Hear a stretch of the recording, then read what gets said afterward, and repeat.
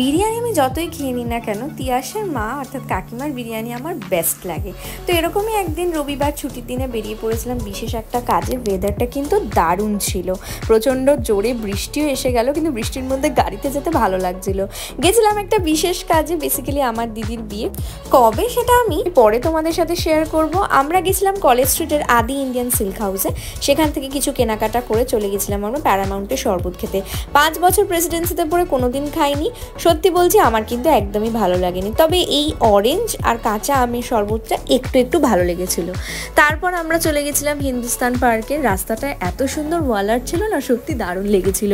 একটু আমরা ছবি টবি তুলে আড্ডা মেরে চলে গেলাম খেতে।